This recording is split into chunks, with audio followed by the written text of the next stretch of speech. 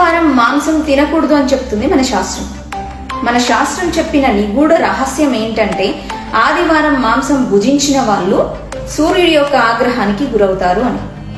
సూర్యుడి యొక్క ఆగ్రహం అంటే ఏంటి? అనారోగ్యం. ఆరోగ్య కారకుడు శివుడైతే శివుడికి ప్రియమైన వాడు సూర్యుడు.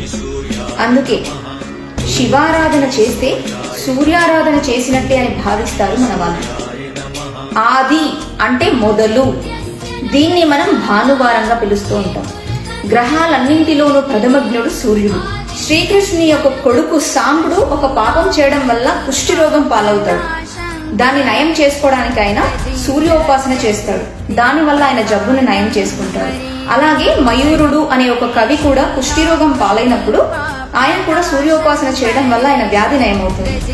అసలు నియమాలేంటి? ఆదివారానికి ఉన్న నియమాలేంటి? మనం ఏం చేయకూడదు అని అంటే జుట్టు కత్తిరించకూడదు, తలస్నానం చేయకూడదు, అలాగే మాంసం భుజించకూడదు.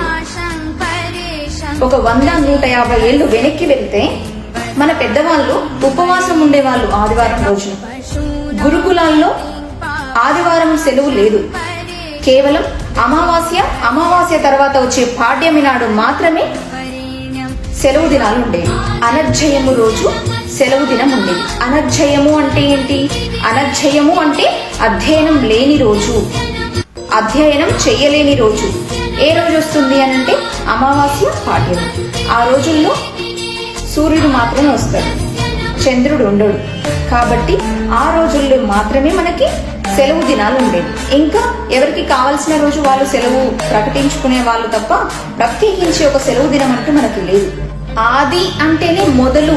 ఆ రోజు నుంచి మనకు స్టార్ట్ అవుతుంది. ఆదివారం తర్వాతనే మిగతా వారాలన్నీ వస్తూ ఉంటాయి.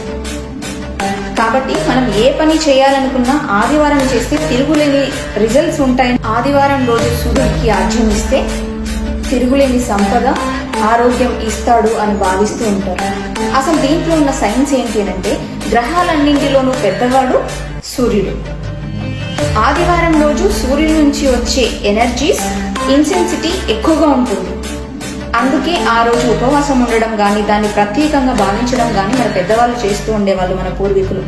సైన్స్ తో ముడిపడి ఉన్న ప్రతి ఒక్క విషయాన్ని డిస్ట్రాయ్ చేయడానికి, హిందుత్వాన్ని డిస్ట్రాయ్ చేయడానికి బ్రిటిషర్స్ పన్నిన పన్నాగం ఇది. అసలు ఆదివారం సెలవు దినం కానే కాదు మనకి.